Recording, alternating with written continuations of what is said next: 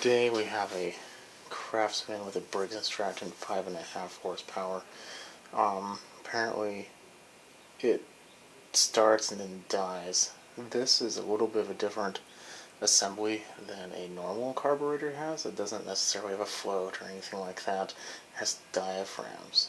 So what that usually means is a diaphragm kit needs to be replaced. Here, let me show you.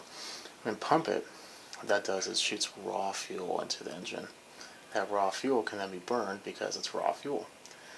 And once it uses all that up, it dies because the diaphragm kit isn't pumping the fuel up like it should.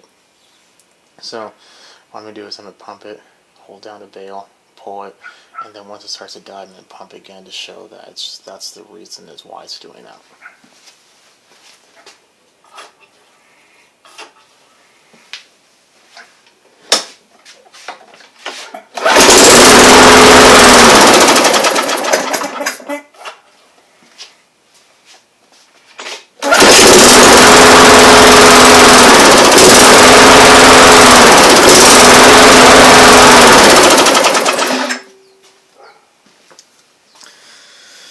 Okay, there we are. I'm going to get a pump started and bring you back.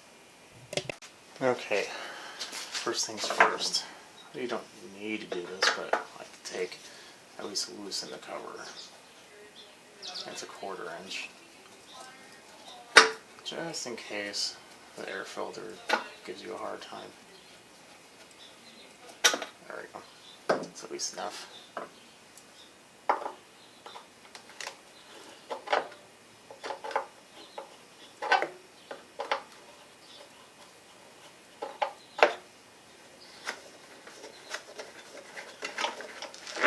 Okay.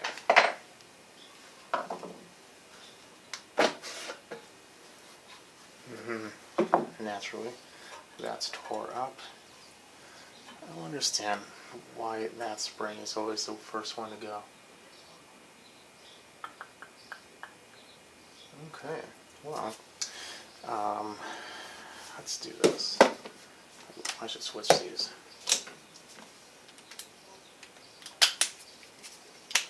Three-eighths. Put that down. And then in behind the cap is a 1/2 inch.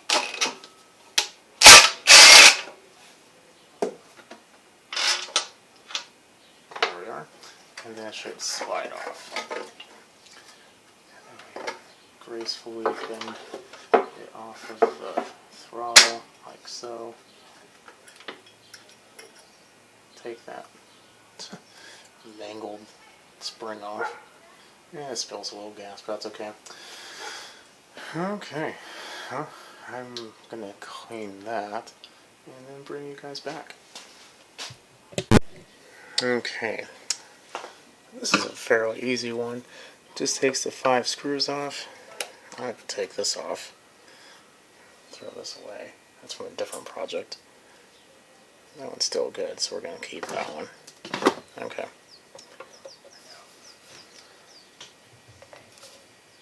There we go. Should be 3 on one side and 2 on the other.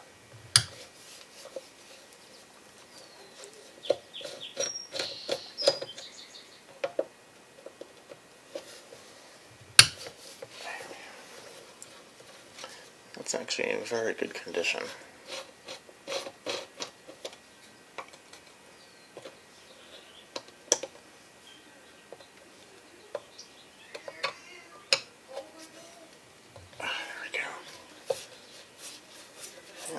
These are tight. Whenever stuff is on too tight, I always kind of wonder if someone else has been in here. This whole 3 times primer, that's only if you haven't used it for a long time. If you use it fairly routinely, that's not needed.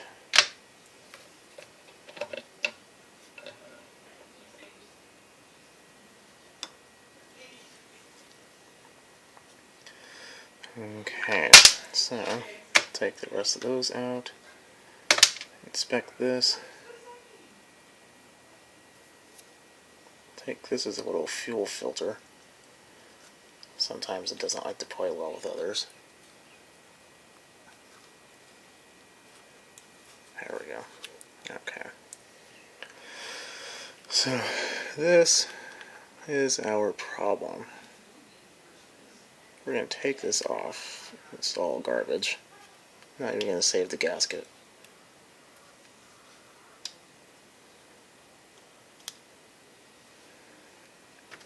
So, how these work is this is a pickup tube. It goes into the tank. It draws fuel up and then goes through a little channel. I think somewhere around here. And then that little channel has these flaps which are corresponding to the tank. And the flaps on the diaphragm open and close and cause a pumping. At that point, the spring assists, shoots fuel into a little cavity in there, and that's actually where it draws it up from. This is the real jet right here, so this is just the way to get fuel. That's why if these have a little bit of water in the bottom, it's not necessarily a horrible thing. It probably won't even notice, but once it starts getting too much, then you'll definitely notice. Also, a good thing about this is you can just wash it off in the sink and blow it out. That's usually pretty effective. I don't like using carb cleaner on these because it's plastic. But I suppose if you need to, you can. So that's what I'm going to do. I'm going to wash it off and then bring you guys back. Okay, so word of advice. If you blow in there, you will have to put a new primer bulb. And I took it out and I blew it out because it just seemed a little dirty. So, how I do it, there's two ways. One is a little easier in my opinion. I take this out, put it on, it fits in this little cap in the center over there. Should fit pretty snugly. And these little ridges, or whatever they're called, fit in these holes, so it kind of snaps. So now, you can push these in with a flathead. More likely than not, you might be able to just press it in by yourself, or a 21 millimeter is usually a pretty good size, or maybe not. Let me go see if I can find another one. Be right back. Okay, 18 millimeter. Just give that a good tapita. One side appears to be better than the other.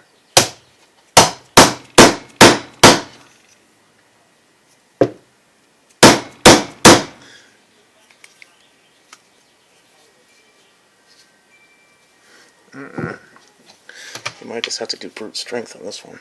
Or is it in straight?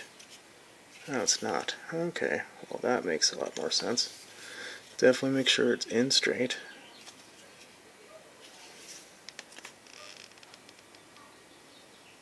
There we go. Now let's try it. A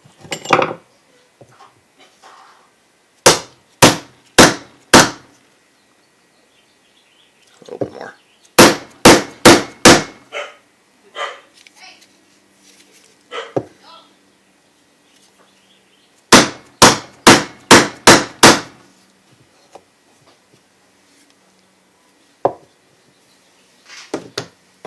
And one side's being stubborn, so let's just try to push it in.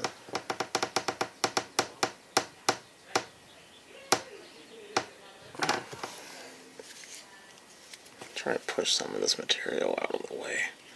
Might be the problem.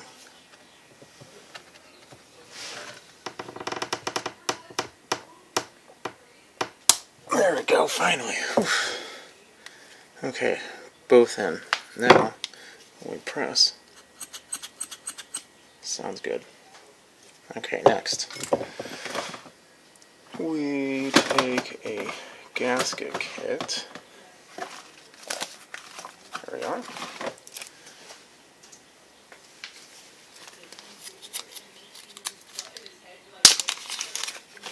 It comes with two things. Sometimes they come with others, but this one comes with two things.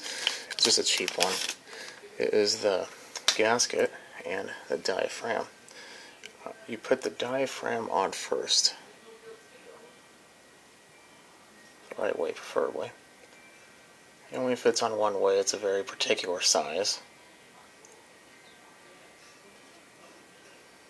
There we go. And then the gasket, same exact thing, puts it on. You can put it on in the car, but I just find it a lot easier to do this. Something you do have to remember, though, is this spring. The spring we took off goes right there. It's very important. If you don't have it, it's not going to run right. Something else is the fuel screen. I also drilled this out. One exercise from a mini tool bit set.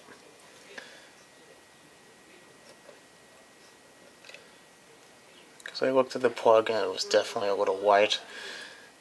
Granted, it was running lean already, so it's a good possibility, but it never seems to be a problem. Now, with these, you want to practice good crisscross. I usually just do a little tight. Do the other side. Put that on.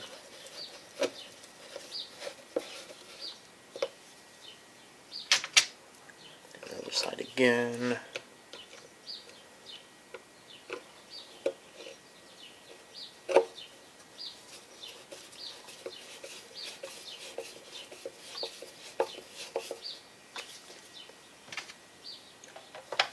One more after this one.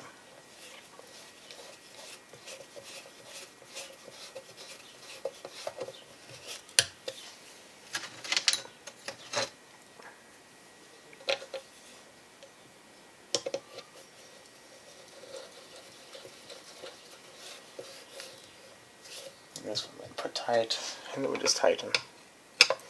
Not too tight because you don't want to distort it, but just tight.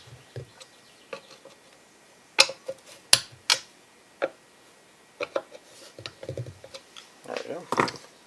We put the vent case tube rubber piece on. We put the air filter gasket on, and that's it. We can actually test it too. Let's see here. After a couple pumps, it should spray fuel. There it goes. See that?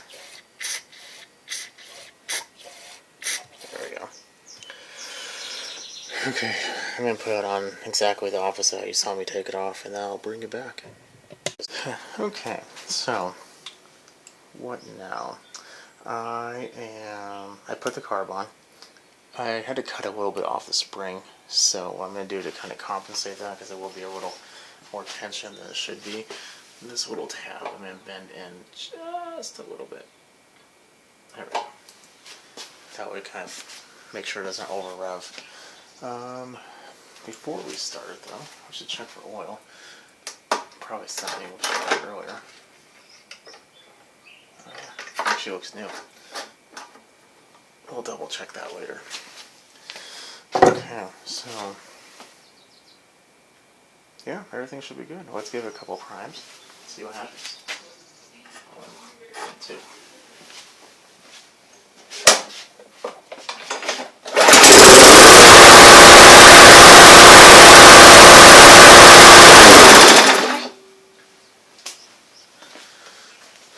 Okay, well, that sounds pretty good to me.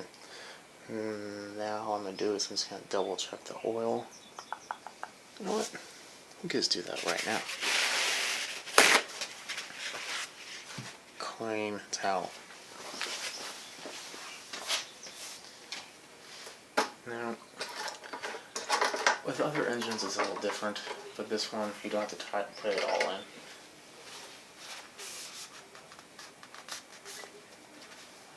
The color of it is a pretty good indication. Really black is bad. It should be more of a tan. This is older, but not old. Just put it in. There's a big bee right next to your camera. Seems to happen a lot today. Anyway. And it's actually over full. Try that again.